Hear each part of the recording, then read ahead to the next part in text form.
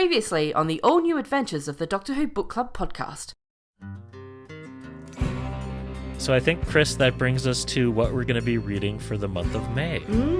So I thought I would just give you a bit of a kind of like a reading hug. Okay. So we're going to be reading the Second Doctor, Jamie and Zoe, as they explore the Colony of Lies, which is a Colin Brake book from 2003. Ah, choose your director, Colin Brake? Yes, that's the fella, yeah. Okay, So, interesting. Yeah. I don't know anything about this one, so this was a Past Doctor adventure? Yes, it was a Past Doctor adventure, yeah. And I would say of the Second Doctor's three TARDIS teams, Jamie and Zoe are probably my favorite. Yes. Okay, so the Colony of Lies. Yes, indeed. Exciting. And now our story continues.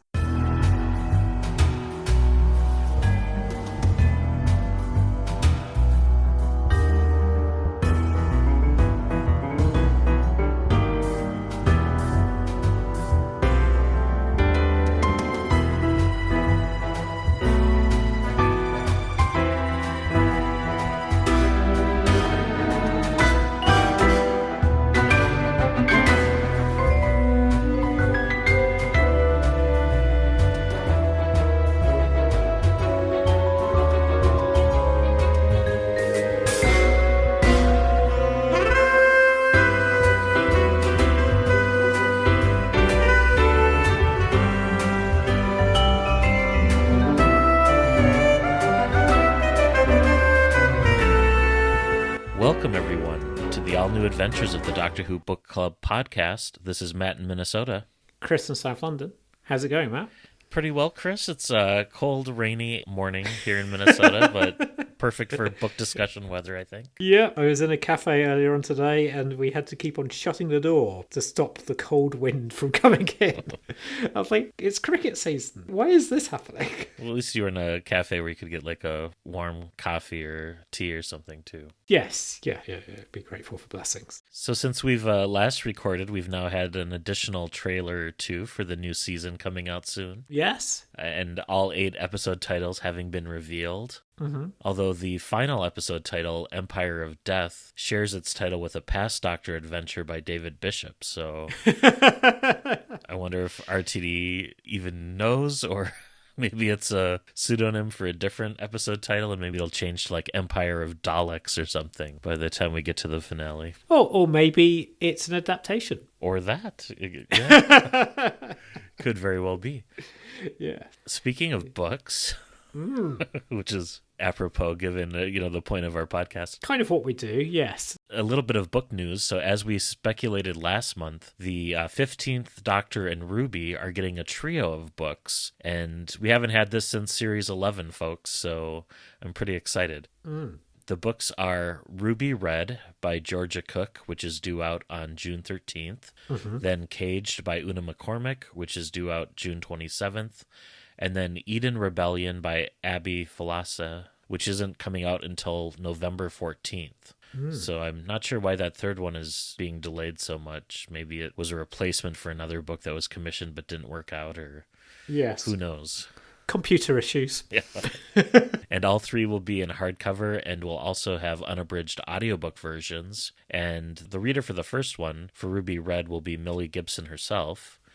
But readers for the other 2 haven't been announced yet. Cool. I wonder if that's something like contractually, where I know like Matt Smith and Karen Gillan that first year with Series 5, like they had to do a bunch of audio recordings and video game stuff. Yeah.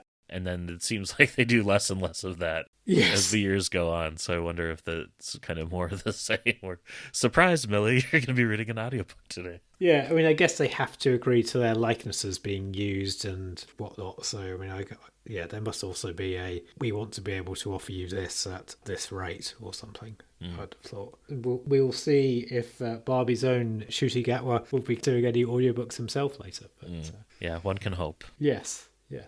Cool. So I think this gets us to show and tell. Yeah, it does. So this month I have something not related to Doctor Who at all, But scratching my brain. But I was like, you know what? I really want to talk about this. Yeah. And I will connect it to Doctor Who in the most tangential sort of Okay. 6 Degrees of Kevin Bacon sort of way. Fair enough. So I recently purchased on eBay, although I think this store also has an Etsy shop, and it's from Argentina. I have a model of a squad ship from the television series V. Okay. And it is really cool, and it's 3D printed, but it's like fully decked out and has decals and stuff. And what's really cool is that it's modular, so you can take out the middle bit and connect the other 2 bits together, and you have a Visitor Skyfighter. So this is something I've wanted ever since I was a kid, seeing the miniseries or whatever, and it's now sitting on my desk. It's about the size of like a greeting card. I would say maybe 9 inches by 5 inches. Okay. And the Doctor Who connection, of course, would be Sarah Douglas, who appeared in V: The Final Battle as Pamela, and Superman 1 and 2 as Ursa. She's been in 9 Big Finish Doctor Who audios, as well as 3 Doctor Who video games, those aforementioned point-and-click adventures with Amy and the 11th Doctor. Yeah, okay. So that is the Doctor Who connection.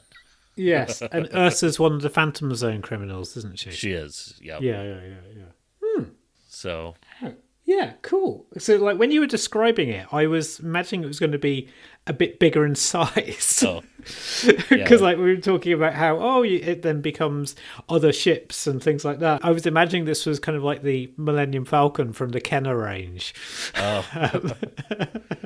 Yeah, but that was kind of like the modular design of the ship on the show, and I do appreciate the very distinctive, like almost like Cobra head shape to the visitor ships. So cool. And I figure it's, you've done a few things like Discovery of Witches and the play that you went to that was canceled. Sheridan Smith, yes. So I was I can fit this in. Why not? Yeah. Well, I mean, you've also done RuPaul's Drag Race. True. So we cast a broad net here. Yeah, we do. How about for you, Chris, for show and tell? Okay, well, I think given that you've said the Argentina thing, I think I will give an honorary mention that a friend of mine got me a TARDIS rug with the All New Adventures written on it, and it has come all the way from Turkey, and would appear to be custom made, because I can't imagine there is a lot of demand in downtown Istanbul for TARDIS rugs with the All New Adventures written on it. And it's very soft. I like just standing on it in my bare feet, and it's too pretty to be anywhere near the front door, so instead it's going to be in the door of my recording studio / office / spare room. Yeah, so I can just kind of like stand on it and be calmed by the TARDIS. Very cool. So that, you said, it was your honorable mention, so... Yes, my honorable mention. So my actual thing is I've been carrying on my Lucy Miller Odyssey, and I listened to Brave New Town, which is from the 2nd season of the original run of 8th Doctor and Lucy Miller audios. And it's a fantastic story that begins with people in, I think it's 1991, and they've been in 1991 for quite some time. It seems to be always the 1st of September 1991, which is an intriguing premise, and that they're in a kind of like a small coastal town in the UK. Yeah, and the Doctor and Lucy are trying to figure out what's going on. It also features Adrian Dunbar, who is an actor that nowadays is very well known for Line of Duty. And according to the extras, he's quite a science fiction fan, and was like, yeah, I'm doing Doctor Who, thank you very much. Though he was also apparently approached the previous week. Yeah, I don't know what that tells you, whether somebody else dropped out or something. But yeah, it's a fantastic listen. And the author is Jonathan Clements, who hasn't done much in the way of Doctor Who audios. He did also Immortal Beloved in the 8th Doctor range, and Sympathy for the Devil in Doctor Who Unbound, and one of the unit stories, Snakehead. But certainly, I very much enjoyed it. And it kind of suggests that he might have done a bit of acting as well. possibly in the Doctor Who Unbound story.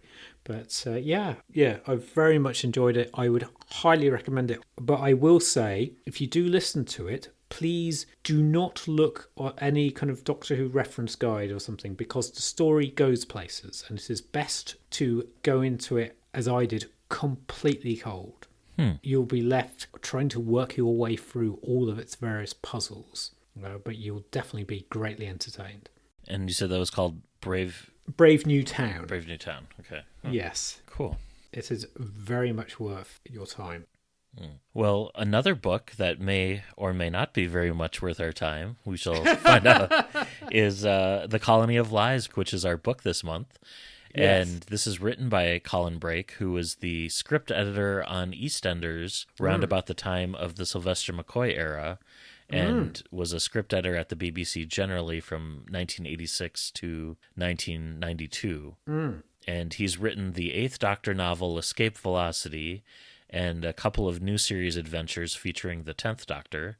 And he's also written audio dramas for Big Finish and contributed a novel to their newer long-form audio novel range with the Chaos Cascade, featuring the 12th Doctor and Missy encountering the 8th Doctor audio companions Liv and Tanya.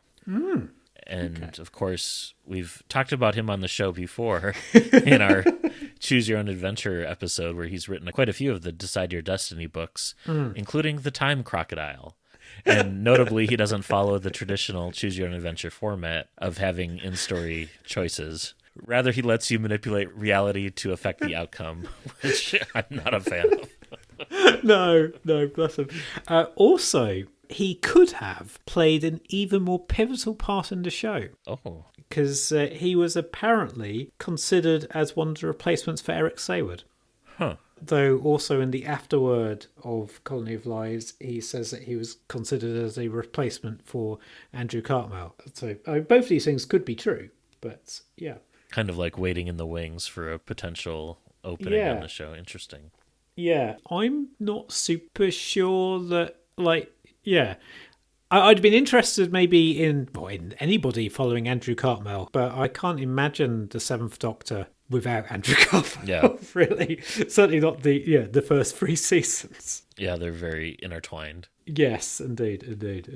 And in terms of setting and structure, the book has 18 untitled chapters plus a prologue and an epilogue, and it's divided into kind of like a Troughton era 6-parter. Yeah. With 3 chapters per episode. Yes. Which is kind of a neat and orderly chapter to episode ratio. Yeah. And it was originally published in July 2003, and it takes place on a planet called Exista 4 in the year 2539 on an independent Earth colony that was founded some 100 years prior. Yeah. Which is still something like, I think, 400 years in Zoe's future. Because I think she's from the 2060s or so. Yes. We better get started on constructing those wheels, I think. Well, yeah, and also Zoe's parents have probably just been born. Yeah. That's weird to think about. Yeah. But yeah. Huh. Right. Okay. Shall we get started with this Second Doctor book? Yes, let's. Okay. So we will start the Seventh Doctor book by seeing the Seventh Doctor and Ace. Because why not? The Seventh Doctor takes Ace to the Museum of the Tellurian Stain. And it is stain, not strain, because history has not been kind to humanity, and they are regarded as a stain on the universe. But Ace has been taken there to see some of humanity's achievements. And her curiosity has been somewhat engaged by an exhibit about a philanthropist called Stuart Ransom, who set off from 25th century Earth to found a colony on the planet Exista 4, based on the back to basics philosophy proposed by his daughter Kiran. Quick thing about back to basics, because for British readers, particularly those that were alive and paying attention to the news in the 90s, back to basics is a phrase you very much associate with John Major, because he had a back to basics campaign about trying to get people back to old core moral values whilst his government was disintegrating in scandal.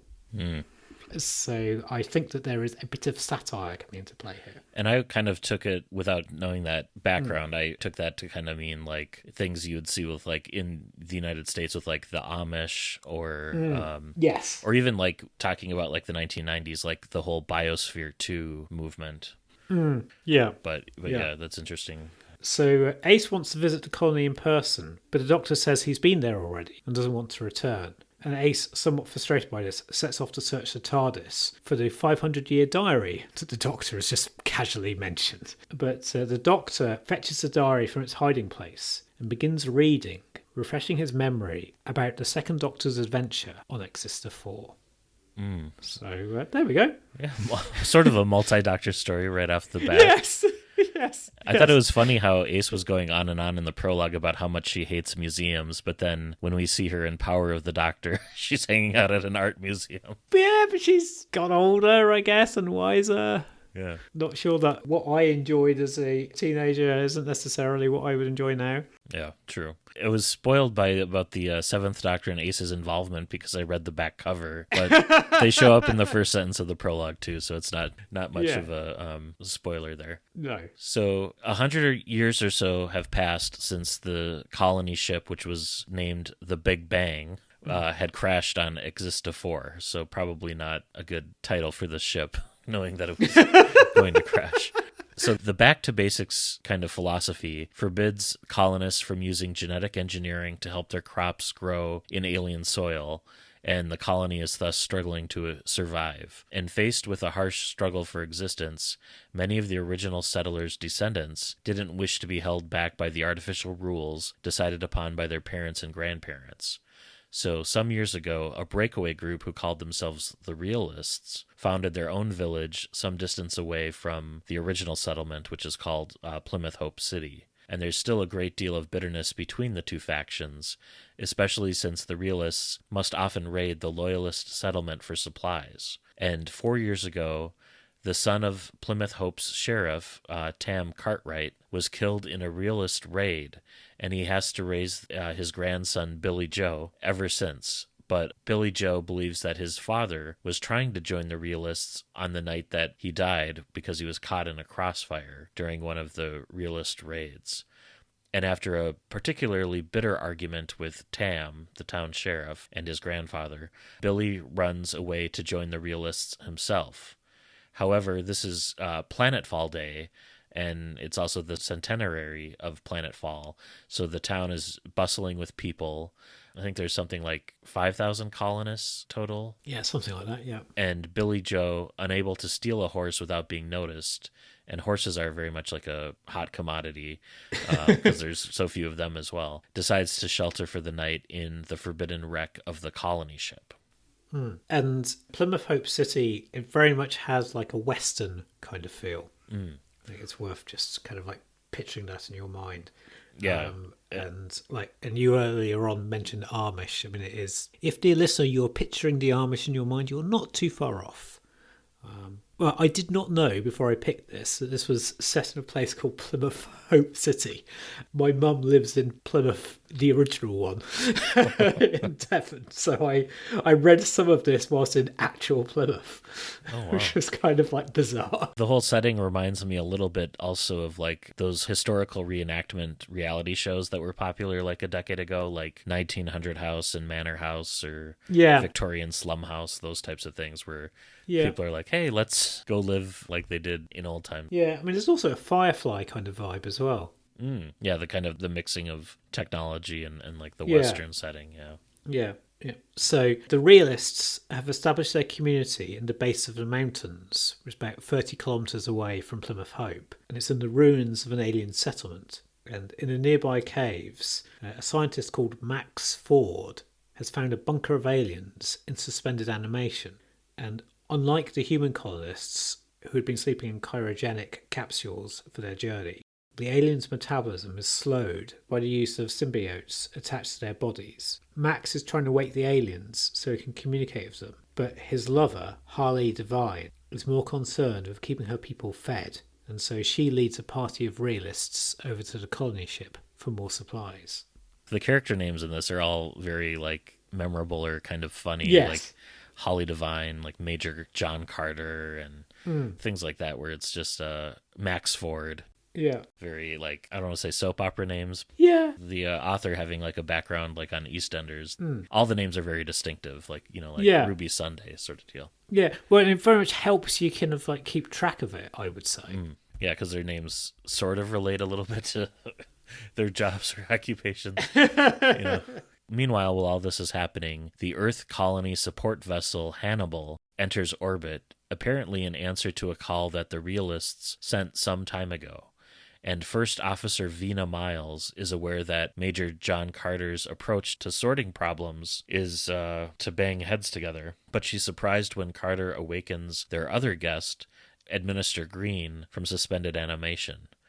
And at first I was getting like master sort of vibes from Administrator Green, but it's really just he's kind of the man from the ministry sort of role. Yeah. And they're as yet unaware that their approach has been detected by a ring of disguised defense satellites that appear to be like natural moons or asteroids in orbit around the planet. A century of disuse has depleted the satellite's pulse weaponry, and so the satellites instead send an emergency alert signal to the planet, which starts reviving the aliens that are in the bunker beneath the realist compound, which was built on top of the ruins of the previous settlement. And they receive that signal, and a few of them start to revive. Yeah. So we're suddenly getting like 4 different groups here. So you've got your realists, you've got the loyalists, and the Earth colony ship incoming, as well as these aliens awakening. So you've got a fair few people to keep track of. We'll try and help you along the way, dear listener. And they're joined by a 5th party. Yes, because the TARDIS materialises in the wreck of the colony ship. And the Doctor is separated from Jamie and Zoe when he falls through a rusting part of the hull while exploring.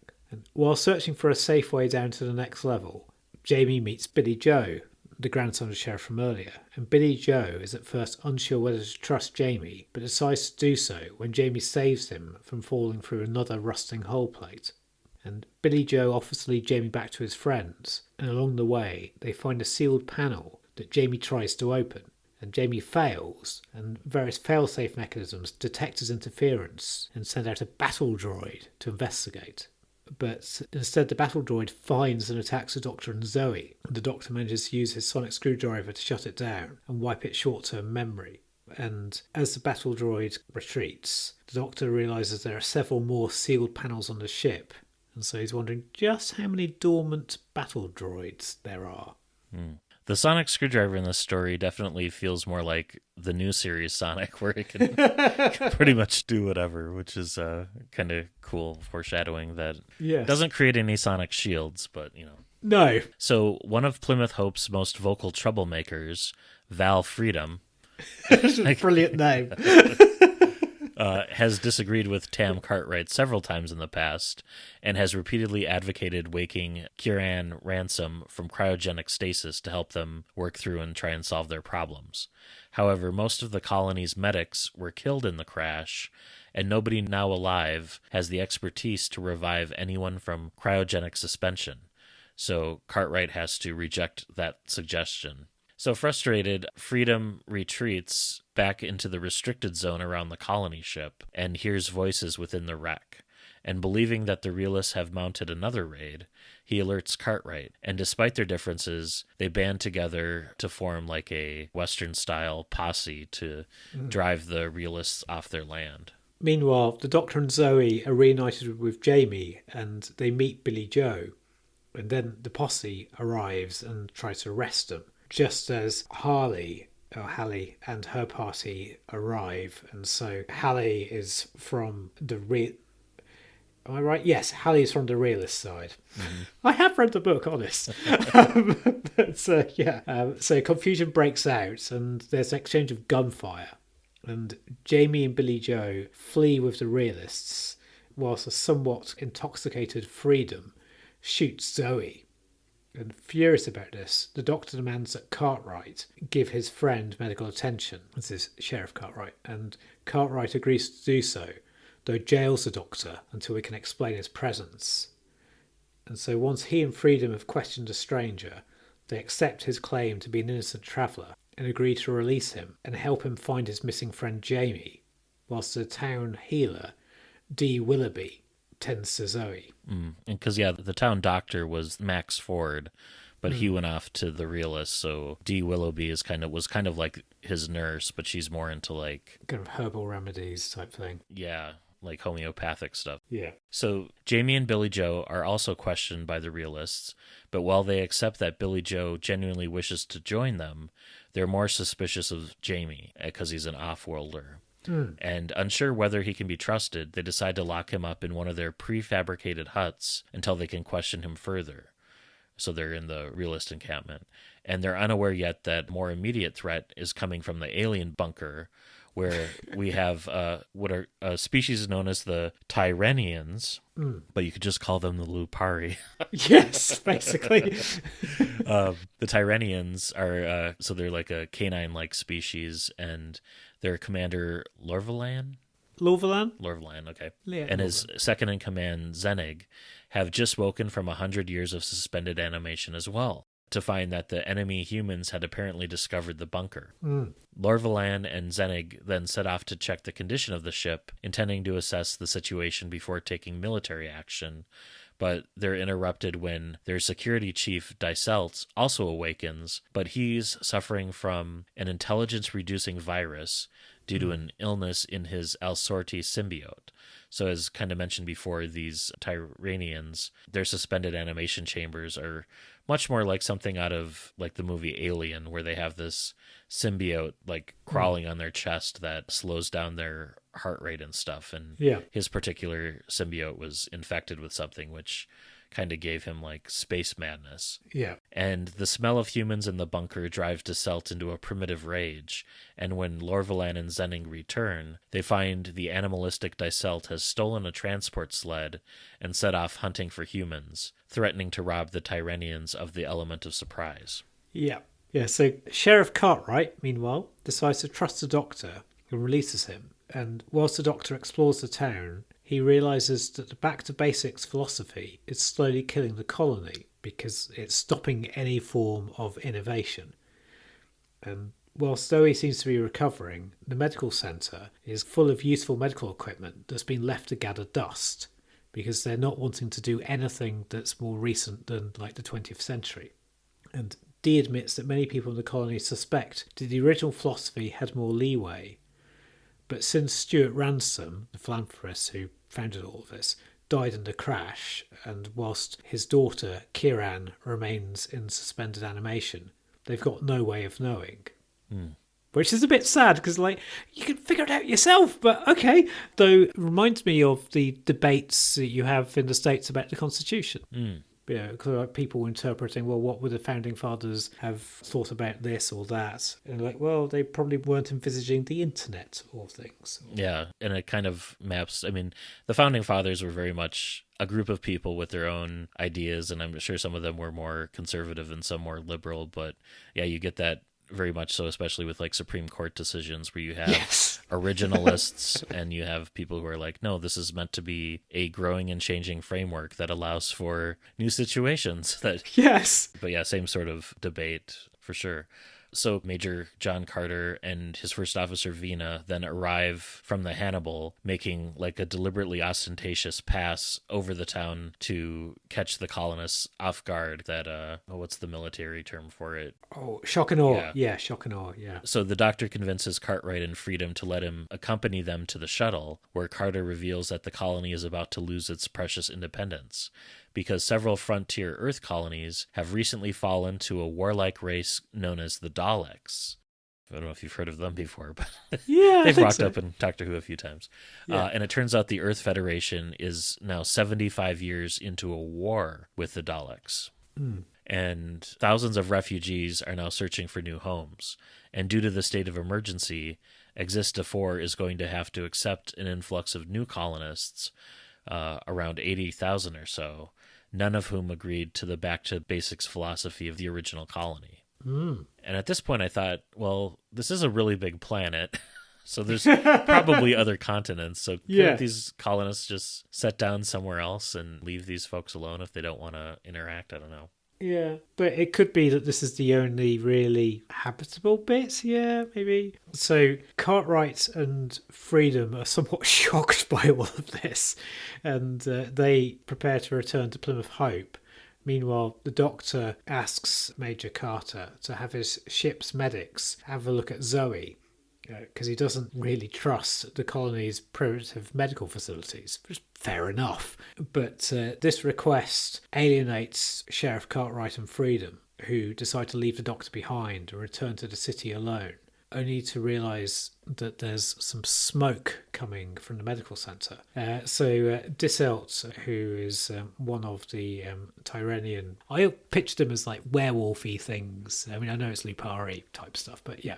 He's arrived and he's been attacking the building that had a red cross on it because it reminded his brain of a targeting sensor display, which I thought was a really clever line, or clever kind of like setup. So the medical supervisor, Dee, she's passed out from smoke inhalation without getting a good look at the attacker. And when Sheriff Cartwright enters the building, furiously expecting to find realist raiders, he's attacked and savagely mauled by Disselt. And Dyselt's already killed like a human colonist or two for lunch already on his way to this building too. Yes, yeah. And Disselt makes his escape whilst the Doctor and Vina arrive, and whilst Vina arranges for the grievously injured sheriff to be taken to the Hannibal for treatment, Val Freedom realises that, to his horror, he's just become the acting sheriff of Plymouth Hope. Also, just going through this, it's suddenly come to my mind, it's a bit Fallout as well, if you've been watching the TV series Fallout. Or the video games, yeah. Video games, yeah. But particularly the TV series. I have not finished watching it yet, but I have certainly enjoyed what I've watched so far. You're the second person in 24 hours to recommend that series to me. Interesting. And Lauren is loving it, and she has never played Fallout. So, yeah, no prior knowledge is required. Cool. And that's on Amazon? It is, yes. Okay. So the colonists believe that the realists offshoot are responsible for the attack, but the Doctor isn't so sure. And when he examines the hospital, he finds evidence that the attacker might not have been human because of all the claw marks and stuff. Yeah. Maybe tufts of fur around. Yes, molting. He also finds Zoe, who's recovered prior to the attack, but then was forced to hide herself in a disused cryogenetic capsule, which activated and put her into suspended animation. And Carter and Vina agree to use the Hannibal's facilities in orbit to revive Zoe, but the Doctor's disturbed by Carter's reaction to some of his other findings.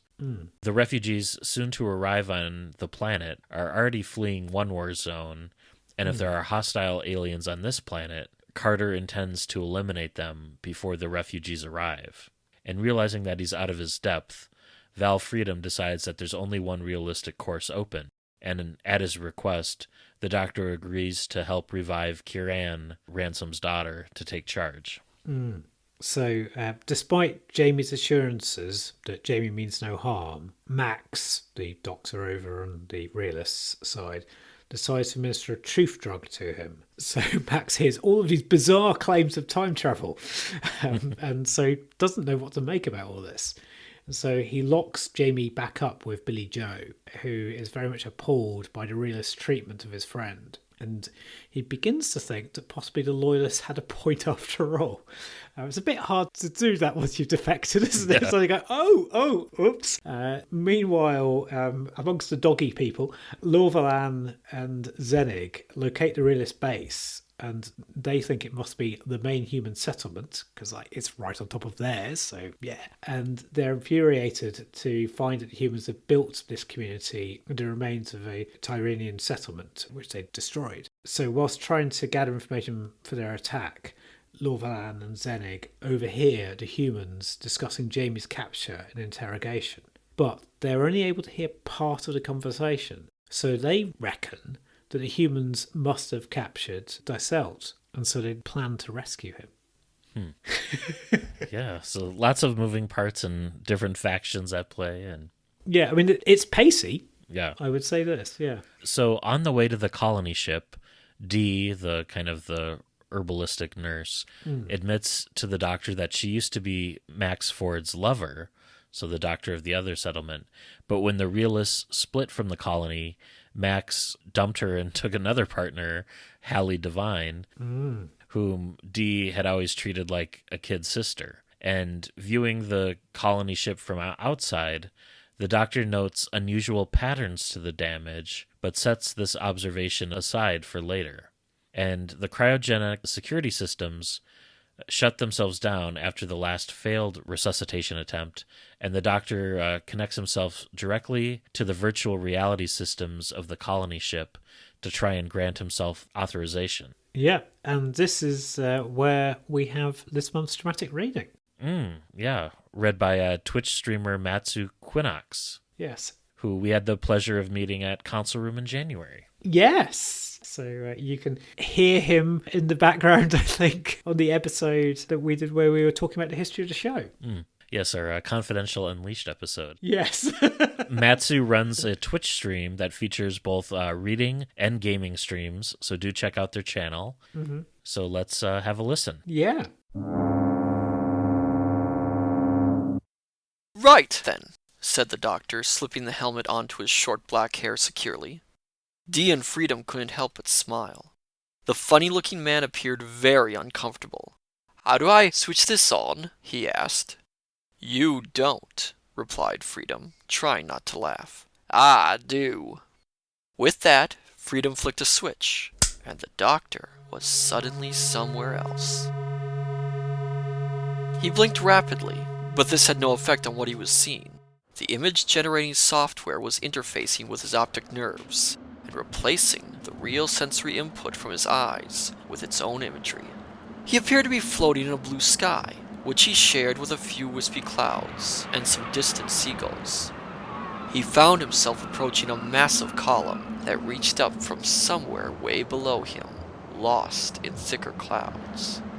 On the top of the column was a small gated garden where a figure in a pale suit was sitting at a plastic garden table.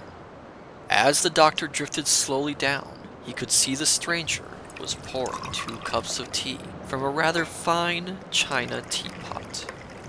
The doctor felt his feet make contact with the surface of the garden, his feet sinking slightly into the springy turf. Tea, the stranger offered, with a trace of an accent, Scottish perhaps. 3 sugars, isn't it? He continued, tipping it in and stirring the cup without waiting for a reply. The doctor took the offered cup, had a quick sip of the remarkably good tea, and sat down. He looked at the stranger more closely. He was a little man, maybe even smaller than the doctor, but he had eyes of infinite depth. Although the clothes and the face were very different from his own, the doctor had the instinctive feeling that he was looking into a kind of mirror. How many? He asked simply. The stranger held up 7 fingers. But no more questions. I'm breaking enough rules as it is just being here. The doctor nodded. Are they still on your tail? The stranger smiled. I said no questions. The doctor felt annoyed. Well, there's no need to be all mysterious and snotty about it. Just tell me why you're here, and how come to that. They don't like this sort of thing, you know. The stranger sipped his own tea and then placed his teacup carefully back on the saucer. Which is a bit rich, coming from them, he commented darkly. Now then, to business. I'm not here, of course. I'm just a memory you haven't had yet. Surely, you mean I'm the memory you haven't had yet, aren't you? The doctor asked, his brow furrowed with concentration. The stranger waved the interruption away with a hand movement. Never mind the details. The key thing is this. I was reading your diary, and it struck me that we may have made a mistake. Now was the doctor's turn to be insistent. He jumped up, putting his fingers in his ears. No, he said. I don't want to know anything. If we start doing this, where will it end? I could be revising my own history for eternity. But the stranger was nodding in agreement. Oh, don't I know it. I tried it for a while, but... He let his sentence trail off. The doctor, his fingers still hovering close to his ears, frowned. So, what are you here for? I just wanted to remind you of something. We are more curious in your day, more prone to improvise and hope for the best. But sometimes you need a plan, my friend. You really do. So when the time comes, make sure you use the data crystal. The figure of the stranger, the tea set, the garden, and everything else were beginning to become insubstantial. Well, really, the doctor tutted. What's the point of crossing your timeline like that if you're just going to be cryptic? What data crystal? And use it where?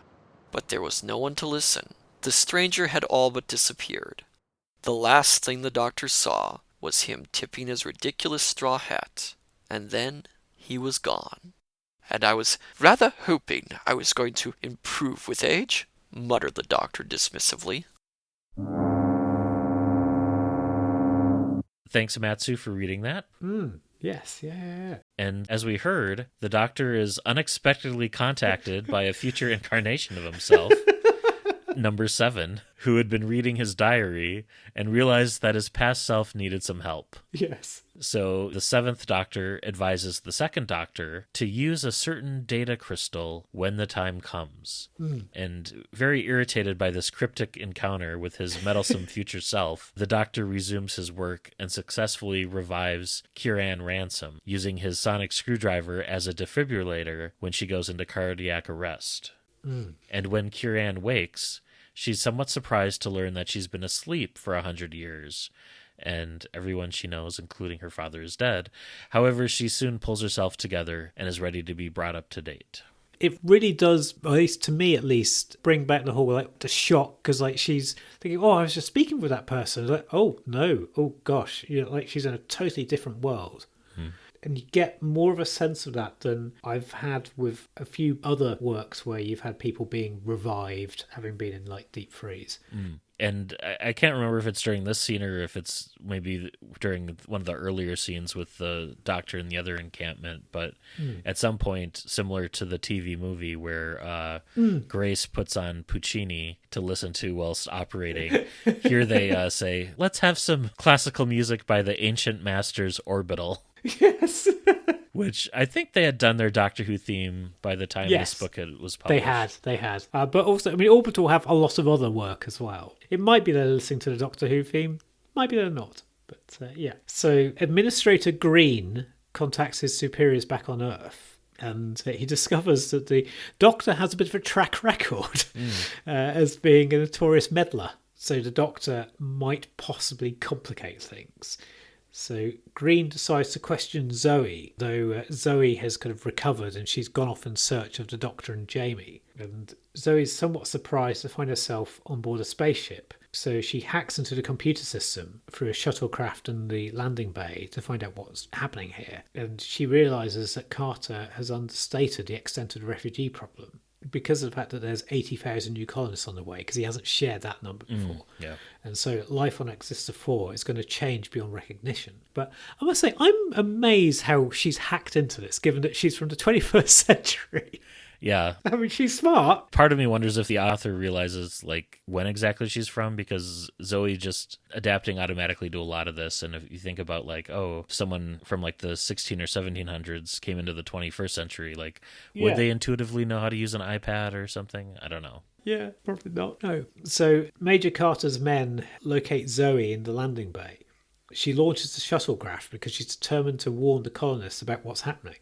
And as her shuttle emerges from the landing bay, she sees the asteroids that are in orbit around the planet and realises they're not asteroids, those are defence satellites. But Carter, furious by this, has the shuttle shut down remotely, including the life support. So is that where one of the cliffhangers comes in? I think so, yeah. Yeah, the cliffhangers in this are quite good. You can tell, it's the end of an episode. Yes, yeah. So Billy Joe, back on the planet's surface, tries to break out of the prison hut by prying open one of the ceiling tiles, but finds that there's no escape there. He's able to crawl into the ceiling space, but it's entirely self-contained. And before he can return to the cell, Lorvelon and Zenig attack, and they attack the realist compound with robot drones and surrounding it, making it seem like there's a lot more attackers than just the two of them, which catch the realists entirely by surprise. And the Tyranians are themselves surprised when they discover that the realist alien prisoner is a human, as Jamie's still in the cell, even though Billy Joe's in the ceiling.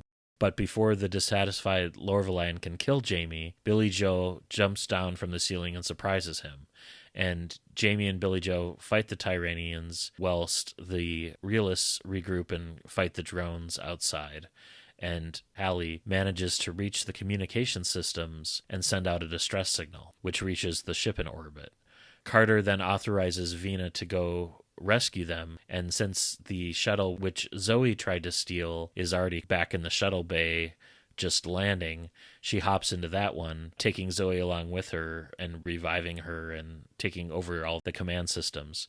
And whilst she's doing that, she's starting to suspect that her commander knows more than he's saying about this attack from the Tyranians. So let's check in with Kiran, and she is not impressed to learn how the colonists have been treating back to basics as this rigid set of laws.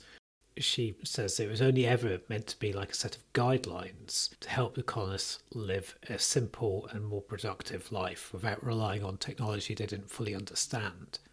And when she learns about the attack on the medical centre, she realises it has an automatic security system which may have recorded the attack. And the book does kind of try to say, yeah, the medical centre is a bit more futuristic than everything else, but to try to kind of excuse it a bit. But yeah, because there are certainly some times where I'm like, well, it's a good job for the point of the narrative that it's not just like a hut. But anyway, so she greets the Doctor as an old friend.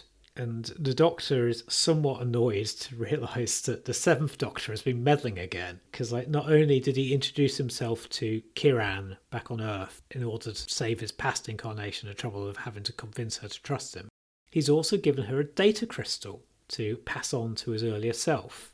However, at the moment, the Second Doctor has no means of reading it. So it's like a little gift from his future self.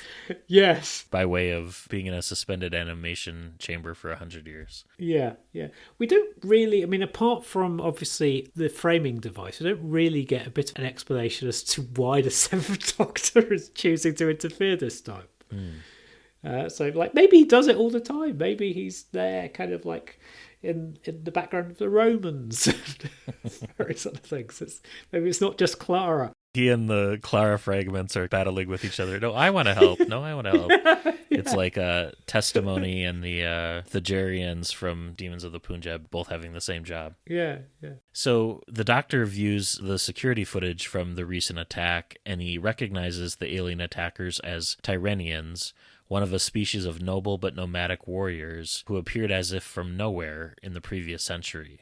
Their homeworld was never identified, but he's wondering if it's possible that they were on Exista 4 first, and if the planet was already inhabited, the human colony should never have been established. The Doctor and Kiran decide to return to the colony's ship, suspecting that there's more to the story of the crash than they know. And with the Doctor recognizing this species, and this is the third or fourth dog-like species we have encountered. So we have this, we have the Lupari, we have the species that was in the Good Doctor, and I think the ones from Mad Dogs and Englishmen that showed up in an Irish short story that we read. So suddenly I don't feel so bad for Carvanista.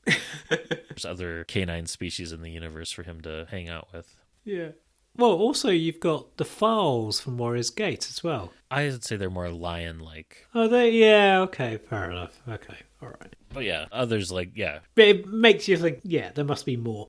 So the Tyranian battle droids prevent the realists from getting in to help Billy Joe and Jamie, though Vina and Zoe arrive to provide support. And whilst Vina is piloting the shuttle, Zoe opens fire on the battle droids, though she underestimates the firepower of the ship. So she blows a hole in the side of the prison hut. And Jamie has already wounded Zenig, and Lorvalan, I've forgotten how we pronounce his name. Lorvalan, is forced to abandon him and sees the opportunity to escape whilst he can. So you've got the Tyranians kind of fleeing. And as the realists cope with the aftermath of the attack and secure Zenig, Billy Joe decides to return to Plymouth Hope And Zoe passes on the news of the refugee problem to the realists before accompanying Billy Joe to deliver the news to the now recovered Sheriff Cartwright. There is a lot going on. And dear listener, Matt may have been very kindly editing here, but I would say I have made an absolute hash of this bit because there is so much going on, and I assure you I have read this book. So Jamie is staying with the realists whilst Dr. Max, unsure whether he can trust the Federation officers, decides not to tell them about the alien bunker in the caves. By this stage, Colin Brake's soap opera roots are showing, aren't they? There is a lot going on. And a lot of twists and turns. Yeah.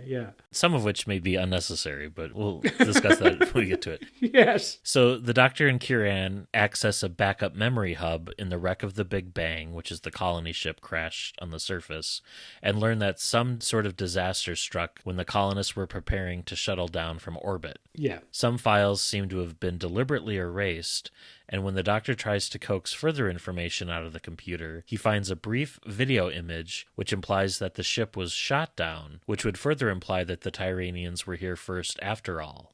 Intending to learn the Tyranian side of the story, and noting that even the realists are using horses for transport, the Doctor rigs up a scanner to locate emissions from high-tech vehicles and uses that to trace the path of the attacker's skimmer, presumably back to the Tyranians' base. And Major Carter questions the somewhat uncooperative Zenig and fails to get any useful information out of him. So Carter demands that he be locked up without food and water, though Zenig escapes when a sympathetic guard brings him food against orders. Or so he believes, because in reality, Carter has secretly attracted a tracer to Zenig and has allowed him to escape so that the Marines know where the base is and how to get to it. Dr. Max decides to take Jamie to the bunker first, hoping to avoid bloodshed. But when Harley learns that Carter plans to launch an all-out attack on the aliens, she reluctantly tells Carter about the bunker, fearing that Max and Jamie otherwise would be caught in the middle. And Carter is furious with Max and Jamie for preempting his plans, so he sets off for the bunker with his men. But Zenig isn't going to the bunker. In fact, he's heading for the Tyranian ship, and Lorvalan is already at the bunker, waking the sleeping Tyranians and preparing for war. Yeah, so the Tyranians, they kind of actually have three different locations. So they have this bunker in the caves, which is next to this old settlement that the realists built on top of. Yeah.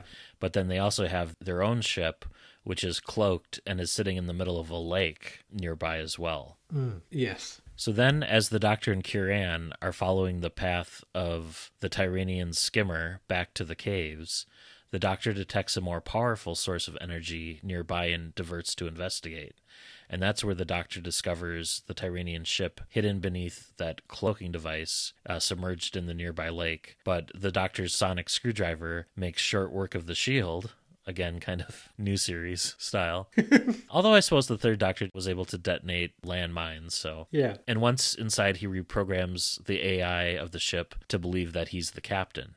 And it's kind of interesting that the Tyranian ship has very different technology from the humans. And one of the things is that all the inputs are keyed to like sense, like smells, instead of like touch interface and stuff. Yeah. So that was kind of interesting to read about. And the computer logs confirm what the Doctor and Kieran had feared, that the Tyranians were in fact here first, and the Big Bang was shot down by their automatic defense system in orbit disguised as the asteroids. And the human colony should never have been established here, and the humans here are the invaders and not the Tyranians. But before they can learn more, Zenig arrives and captures them, and as he prepares to teleport them to the bunker, the Doctor sees too late that the Tyranian ship contains the exact type of readers he needs to examine the data crystal in his pocket, which the Seventh Doctor gave him by way of the suspended animation and putting it on Kieran's person. Yeah, the Seventh Doctor being too clever by half. So Max and Jamie enter the Tyranian bunker, Before they can learn anything, they're attacked by Deselt. Remember him?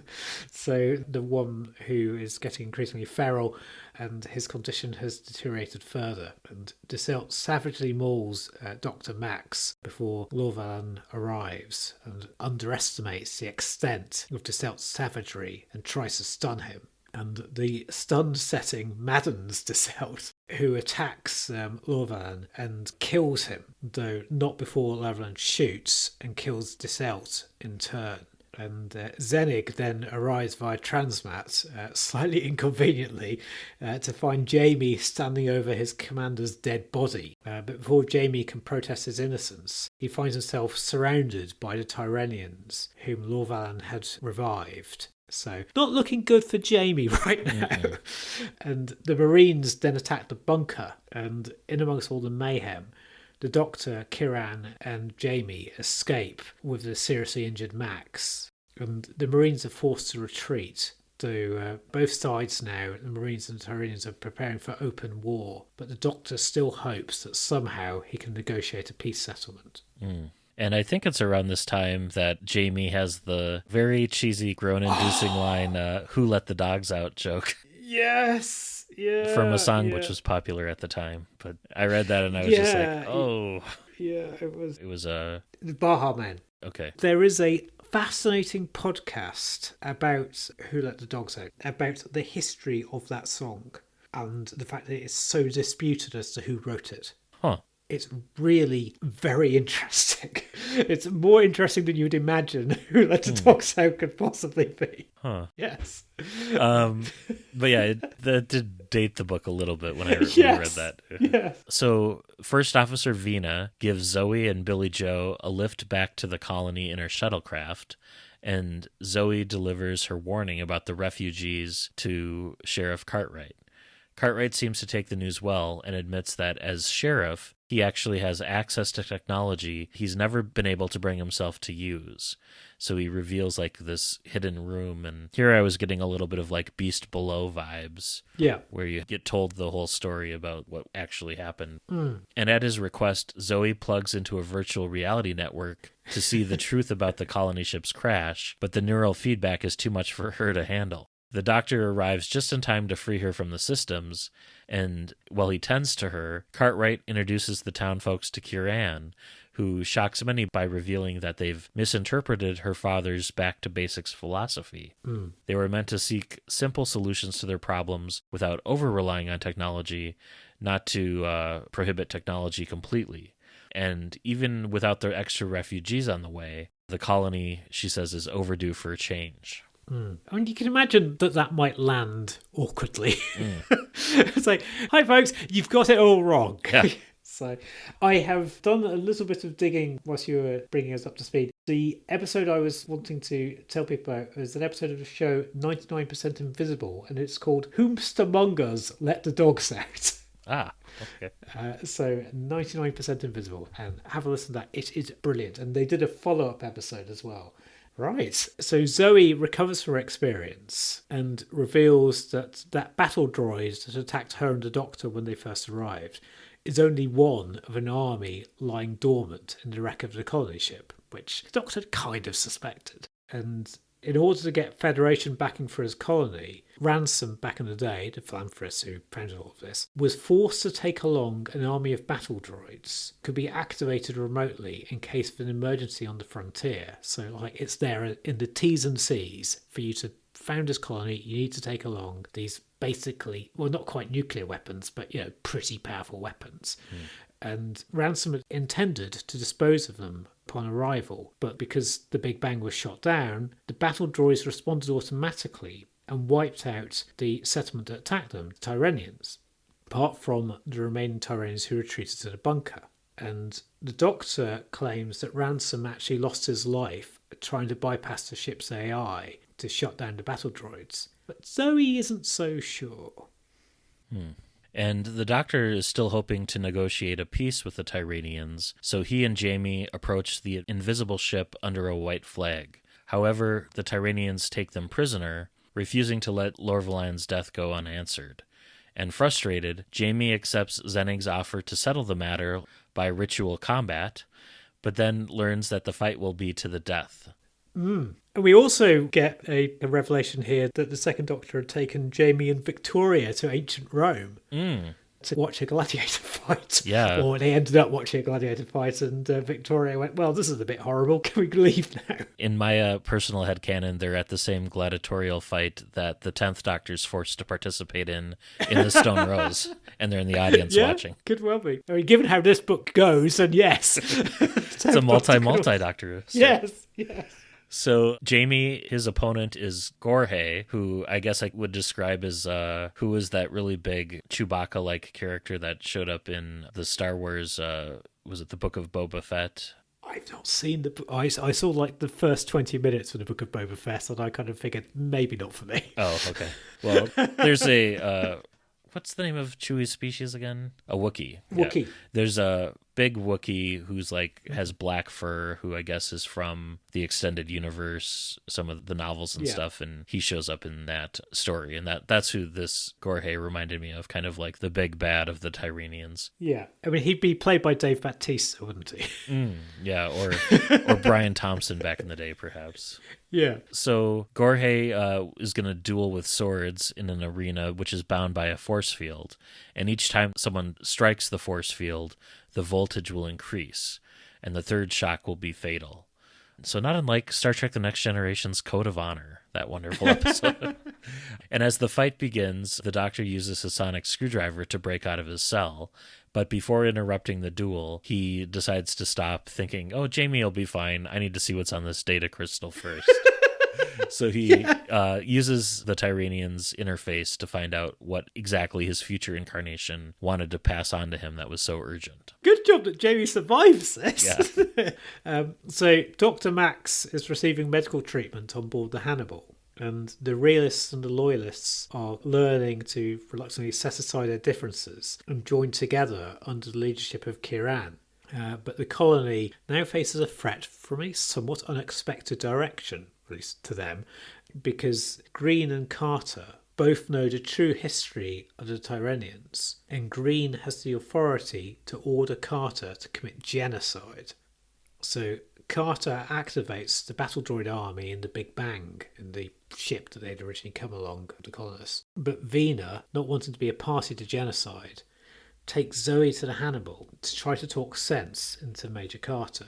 And when she arrives, however, she finds that Carter, unable to bear the guilt of being able to disobey orders, has killed himself after ordering the battle droids to wipe out everyone on the planet, colonists included, so that newly arrived refugees can start afresh. So this means that despite the trauma that Zoe went through last time, she's going to have to connect herself to the neural net once more to try to shut down the battle droids herself. And that was kind of a chilling scene where she discovered, like, as Carter was dying, and she's like, oh, like, time to leave the ready room. Yes, yeah. For me, I was like, well, if, Major Carter, if you're going to go down that path, then why not stand up to this administrator guy and just say, no, I'm not going to order the genocide, and let the consequences fall where they may. Yeah. But he took that path instead. But yeah. So then Jamie and Gorhay, the big gladiator guy, they both lose their swords, and they're just inches outside of the force field, and they're stunned when they try to reach through this force field both to grab the closest sword. So they're both knocked out in the middle of this ring. And as they're slowly recovering, the Doctor arrives and breaks up the fight with news which he delivers to Zennig privately, that the Tyranians are not alien at all, but are in fact human. Da da da! So, big revelation. Yes. Instead of the da-da-da, maybe the EastEnders. Yes. The Doof doof. Yes. Or the Coronation Street. Yeah. But yes. There's a bit, yeah. So, the data crystal contained Ransom's last confession, made as the colony ship was crashing onto Exista 4. And the Tyranians are in fact genetically engineered super soldiers with canine characteristics created by one of Ransom's former colleagues, Gustav Tyren, which made me think of Tyrell from like Yeah. Blade Runner in the names. Yeah. And when the military withdrew funding and the Federation outlawed genetic engineering, Ransom arranged for the Tyranians to steal a ship and escape, and washed his hands of the matter. However, when he came to select a planet for his own colony, either through accident or subconscious guilt, he used the same raw data from which he programmed the Tyranians' escape vessel. And when the initial probes sent to Exista 4 detected the Tyranian settlement, the Federation ordered Ransom to exterminate them, and he didn't have the courage to refuse, and accepted the destruction of the colony vessel as his just punishment. Yeah, it's getting weirder and darker, isn't it? Yeah, so while Zenig is trying to make sense of all of this, and trust me, he wasn't the only one trying to make sense of this, because like there is no foreshadowing to this, is there? No, it's... This just comes from, I mean, you're hearing a little bit of like, oh, you kind of maybe have a sense there's one more mystery, but like this I was not expecting. Well, and this is, in my mind, is kind of a big plot hole, too, because one of the things that bothered me was that the Tyranian technology was so different from the Earth ships or the Federations. Like, why wouldn't the data crystal be compatible? Yeah. Why would the ship technology all look completely different? Why would it be run off of smell and not, just regular touch interface?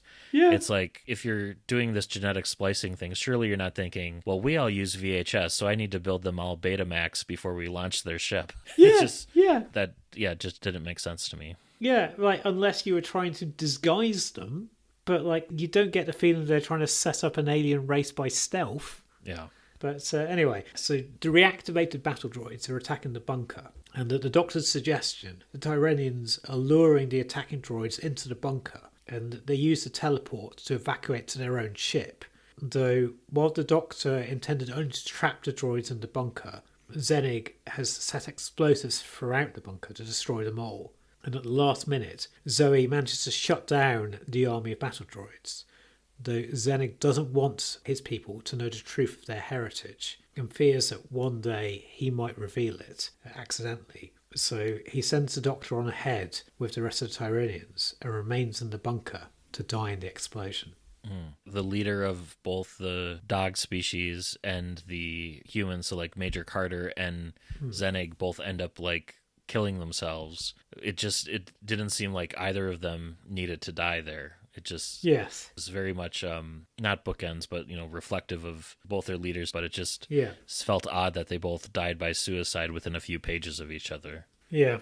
So following the destruction of the battle droids, the Doctor visits the administrator and informs him that the Federation records are riddled with inaccuracies and that the Tyranians are, he claims, refugees from a planet ravaged by space plague, and they've made peace with the human colonists. Green accepts this solution as suitable because it means that the knowledge about the genetic engineering isn't going to get out, and he gives his word that after the refugees arrive, Exista 4 will be left in peace. So there's going to be 3 settlements on this planet, and now they start talking about it's a big planet with room enough for everyone.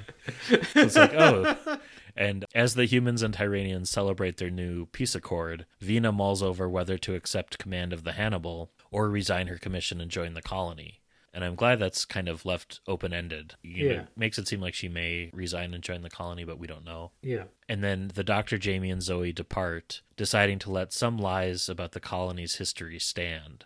And elsewhere in time and space, the 7th Doctor returns to the TARDIS, his work complete. You see him through the doors of the TARDIS. AC is like a medical bay, so you realize that the 7th Doctor is visiting Curran and had just given her the crystal. Yeah.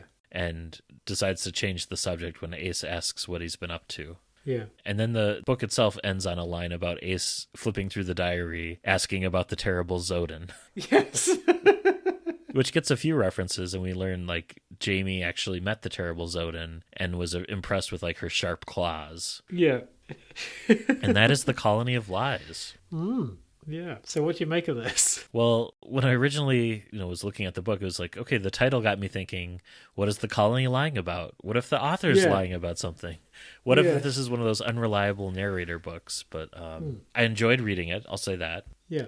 Yeah. It was brisk, it was fast-paced, there was a lot going on, it held my interest, But one of the things, like, despite the cover and stuff, it did not feel like a Western to me at all. Oh, okay. It felt more like Colony in Space or The Mutants, but not a Western. It didn't feel anything like The Gunfighters, despite the Doctor recalling, like, oh, I was in Tombstone once. Yeah. And I think part of it was because, like, the colony ship, there was, like, a lot of dense forestation and, like, vegetation around it. So I was getting more almost like a jungle planet around like the colony ship and stuff, and not like dusty Western sort of feeling. Yeah, that's interesting because I definitely got the Malcolm Hulke vibe because it did feel like a Pertwee era story that has accidentally crept into the Troughton era. But I mean, for me, I understand about it not really being a story in the Western genre, but I had a sense of like the Western trappings, but it's probably a British sense of the Western trappings rather than someone who has kind of like studied that history and is as familiar with it as you would be. So yeah, I definitely had it in my mind as being kind of Western in a Firefly kind of sense. And I think part of that too is because there really was very little set on the surface where it felt Western. Yeah. Like so much of it was in bunkers or in in orbit on the ship, or you've got Zoe stealing like a little fighter shuttlecraft and flying around. It just, none of that felt Western to me. And it felt cool and like very Star Wars or space or, Firefly-esque. But the Western elements, apart from the sheriff stuff and how the town was set up, just didn't come through as much. I was hoping, I guess, maybe for some more Western tropes, like instead of having a gladiator fight at the end with Jamie, if you're going to have it be a Western, have them each get like a laser pistol or something and do like a shootout. Yeah, but then it runs the risk of being a bit like, is it Bread and Circuses, the Star Trek episode in a planet where the Roman Empire never fell, where it could feel a bit like a Western theme park or something if they went down that route. I mean, I don't know to what extent Colin Brake is a Western watcher, but because like the Western genre, I would say in the UK is possibly not as popular as it is in the States. Because as much as anything else, it's not really our history. So it might well be that we are not necessarily as familiar with the tropes. But then again, if you're choosing to write something in a faux Western setting, then I think there's a bit of expectation management, maybe. Yeah. What were your thoughts about it? I enjoyed it. I mean, you're right. Like the twist about the Tyranians being modified humans really doesn't make much sense once you start thinking about it. It was like a twist too far. It was almost unnecessary. Yeah. I mean, I guess he felt he needed to resolve it somehow without people being forced to kind of go and live somewhere else than where they'd intended. But then like that possibly is going to happen to Tyranians anyway. But yeah, I enjoyed it. I thought that whilst the Second Doctor's use of the sonic screwdriver was not particularly of his time period, I felt that the TARDIS crew were well captured. And they each got their own like action sequences or kind of fun things to like contribute to the plot. And because like Zoe sometimes, I mean, I think authors are sometimes tempted just to forget. They know Zoe is smart, but they sometimes don't give her much to do necessarily. And you could not have had any other companion from the Second Doctor era do the Zoe bit at all. Yeah. And it definitely played to her strengths. And like with Jamie, I've got the feeling that you could see this was someone who had been used to obviously a lot of time travel, but he was able to coach Billy Joe with the fact that, you're now encountering technology here which is more advanced than what you have been, and like how to handle it. So yeah, I did enjoy it. I mean, is it a book I'm going to remember? I'm not super sure. There's a good few twists and turns, and it's written well, certainly from a pacing point of view. I mean, there's not any amazingly memorable descriptions, I don't think, but there's also nothing that really snapped me out of the narrative apart from the Baha Men. Yeah. Where I was like, really? I mean, that felt like something that the 10th Doctor would have said. Yeah. So, yeah, but maybe there is a missing story set in like 2006 when... And Jamie really likes that song. Yes, I could see him liking it. Yeah, have you got any other thoughts before we rate this? I did like there was, quite a few scenes did use clever transitions where like a character will end a scene by saying, "Now we wait." And then they cut to another scene with different characters and, in a different area. The character will say, "I'm tired of waiting."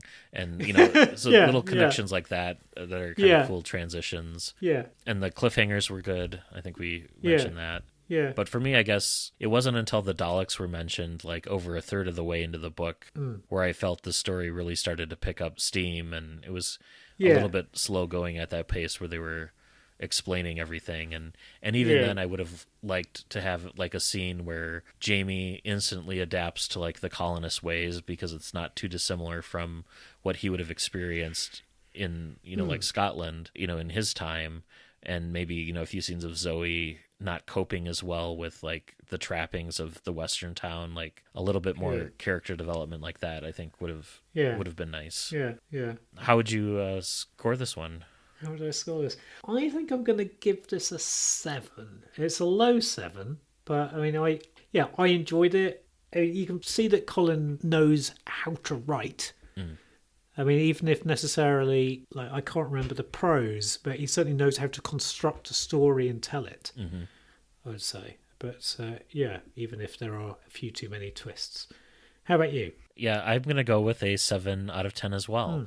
And I maybe would say a little bit more solid of a 7, but I did appreciate that it was easy to read. It was well written from that perspective. It didn't feel very Western to me, and I felt like there were one too many plot twists, and the Tyranians turning out to be humans was unnecessary. And kind of like I said, I would have preferred more Western tropes to be included. But overall, I still felt the novel was entertaining. One thing that bugged me a little was in the epilogue, the administrator makes the point about, we're no longer the Terran Federation, we're now the Earth Empire. And I was like, well, that's a story like that I really want to read. Like, show me that novel about like how the Federation crumbles and like the Empire rises from it, and the power struggle that all entailed, as opposed to a throwaway line like that. When I read that, I was like, oh, that would have been a good book. I mean, I'm glad I read it, and it was enjoyable, and it really did capture the second Doctor, Jamie and Zoe. And I almost felt like the Seventh Doctor stuff wasn't needed at all. Like, it was fun, but it was just yet another layer twist that wasn't necessary. Yeah, I mean, I guess it's there possibly so that you can compare, because like, there are quite a few people in the McCoy era, particularly in the New Adventures era, who would say that like the second Doctor had a lot of similarity with the seventh. And I guess by putting both characters in the same novel, you're able to compare and contrast a bit, I guess. But like, you don't really see enough of the seventh Doctor apart from just him meddling. I mean, there is quite a nice bit of foreshadowing in which, so as we would have heard in the reading, where like the second Doctor is clearly concerned about his people trying to catch up with him.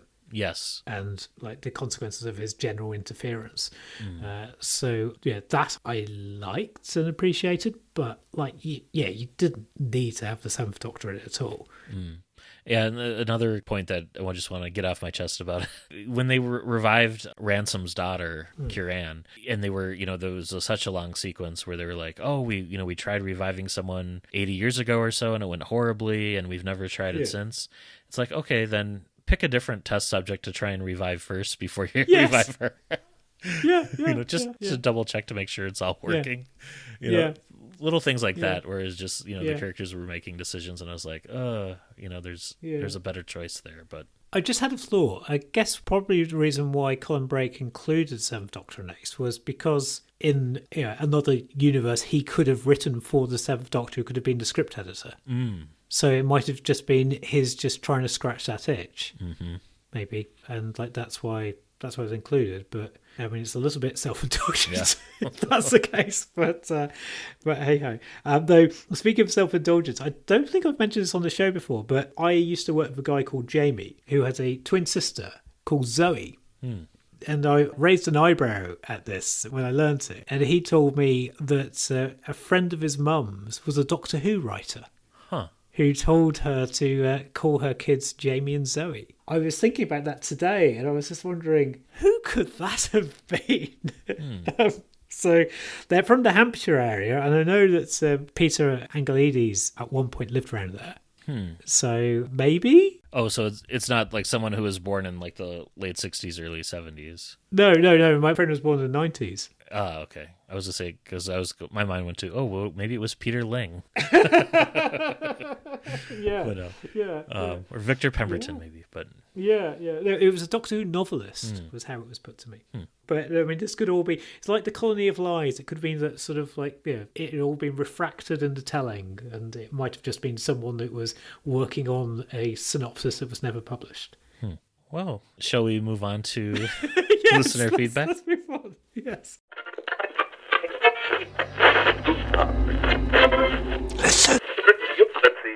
All right. Oh, we do have an email. Ooh. This is from Jen in Ohio. I think she's written in a few times before. Yes. She writes to thank us for the Dr. Mania podcast, and she raises an interesting observation for the story The Transformed, which that was the one with the people slowly turning into gargoyles. Yeah. And she brought up the connection to previous work of Cavan Scott's we did in The Shining Man, where there was a similar sort of setup, and she's wondering if this is maybe a common theme in some of Cavan Scott's work around delayed transfiguration. Because in that story, I think it was if you stay in the invisible shadow dimension long enough where fairies and those types of things originate, eventually you become one of them. And here, if you use your powers enough, you eventually become a gargoyle. And maybe that ties in with some of the vampire stuff that he's done for Big Finish as well. Yeah. So, quite an interesting observation there, Jen. And that's something that we might have missed when we were reviewing it. So thank you for the thoughts there. Yeah. Anything on Facebook? On Facebook, we had a general thanks for the episode from Keith Say. Thanks, Keith. Thank you, Keith. And it doesn't look like we have much on Twitter or X this month, which may be a good thing. Yes. But our listeners are staying away from that platform. But I don't see anything like new on Blue Sky either. So listeners, if you do want to reach out and get in touch with us, do drop us a line at andwbcpodcast@gmail.com and we'd be happy to read your feedback out on the show. Oh, I just had a thought. The Power of Free, to celebrate the return of the 15th Doctor, they are doing a different Doctor Who book every day. And as we record today, they released their episode about Twilight of the Gods, which is a second Doctor book with an interview with Christopher Bulis. Further proof that he is a real person. Or an elaborate fraud. That's a sequel to the Web Planet with Jamie and Victoria, if I remember from the cover. I haven't read it yet, but It is. And he speaks about like his copious note-taking on the characters and deals with the fact that a lot of authors apparently found writing for the Second Doctor really difficult. And I thought it was quite interesting that comparing it to the Colony of Lies, where, I mean, I've not read Twilight of the Gods, but certainly in Colony of Lies, I thought that I could picture the Doctor doing, certainly in the dialogue, even if his use of sonic screwdrivers was a bit too sophisticated. yeah. Anyway, sorry, I have distracted you from bringing the exciting news of what we're reading next month. Well, Chris, I have the option of 8 or 11, and let's continue our thread of the 7th Doctor is somewhat diminutive and similar to the 2nd Doctor. Yes. And the 2nd Doctor wore a bow tie, and Matt Smith wears a bow tie. Yes. So we are going to go for an 11th Doctor book, and we are going to be reading Borrowed Time by renowned author Naomi Alderman. Ooh. And it was originally published in 2011. Yeah. But was republished in 2018 and is also available on audiobook read by Mira Sayal. Ah. So okay. For June, Borrowed Time. Oh. Yeah, I'm really looking forward to this because that is one I must say I have had an eye on as doing. So, because I don't think I've read any Naomi Alderman. I have heard only good things of her work. I haven't heard anything about this particular book, but like in general. So, yeah. Oh, cool. Oh, I am excited. So you have a couple of covers to choose from there. Yes. I will go for whatever my ebook provider of choice gives me. Cool. Yeah, and so I would suspect as well that UK listeners, that's probably going to be available in libraries. Oh, yes. If you're near a library, and so many libraries do have ebooks available and audiobooks as well. So you could well be able to listen to that for free or read it for free, but do just check and see what your local library is up to on that front. And it's probably available in some US libraries as well. Yes. And Australian. Oh, yes. And Kiwi and various. Librarians tend to be Doctor Who fans, so Yes, yes, they do. Well, thanks everyone, and until next month, this has been Matt in Minnesota. Chris in South London. Happy reading and stay safe.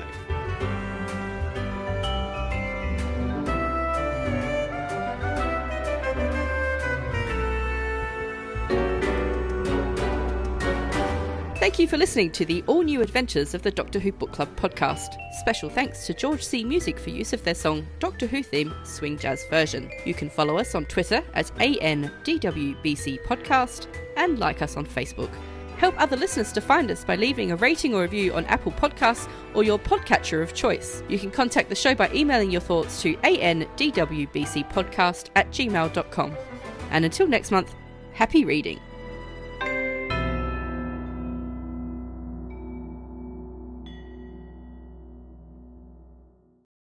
All right. Excellent. I enjoyed that. Yeah, it was That's fun. good. And we both gave it a 7, so. Yes, good. And my throat held out because I don't know whether you can hear anything different in my voice. I can't, no. Oh, good. Because yesterday, Sutton United got relegated from the Football League, but I'd gone along to the match. We needed to win by 4 goals or more. We scored 4 goals, but unfortunately the opposition scored 4 as well. No. But I was just shouting, and I then did, as I was leaving the ground, I was like, I'm supposed to be recording tomorrow. What does relegated mean? Does that mean that they have to drop back down to the lower league? Yes. Yeah. So they have now left the Football League and they are in the non-league now. But it's where they spent the first 123 years of their existence. Oh. So whilst I'm a little sad, but it's also, I had a chat with some of the physios, as I call the same trainers as them, and they were taking it in good spirits, and given I'm a volunteer, but they're actually paid by the club, and so I was like, okay, all right, they seem to be okay, or putting a brave face on it in front of me. Because I did go up to them and say, how are you feeling? Yeah, I suppose their budget gets impacted and all of that as a result. Yeah. I mean, certainly when I started volunteering there 10 years ago, I wouldn't have believed that we'd have had 1 season in the Football League, let alone 3. So, yeah. The station that we caught the train from was Bletchley. Bletchley Park is right close by, which you may know of from the Enigma machines and things like that. It's where Alan Turing lived. Okay. So Alan Turing did use Bletchley Station quite a lot, popping back to Oxford et al. Right, and I think there is a Doctor Who book set in Bletchley, but I am probably not going to pick that next, because I think that's an 8th Doctor one, but I think I'm probably not going to pick it. I'll say, do you already know what you're going to pick? I think I do. Okay, cool. I think I do. I may yet change my mind, but I'm going to try to go for an author who I don't think we've done before, and I will say no more. I have my first wildcard pick ready to go too. Oh, cool. I have not thought ahead to that. But anyway, right. Okay, I am going to stop recording and then send us across. I shall speak to you in May. Oh, you've gone. Oh, hello. Hello. Did somebody press the wrong button, perchance? Yes, I think we were wrapping it. Yes, all right. Ta-ra! Bye-bye. Bye. Bye.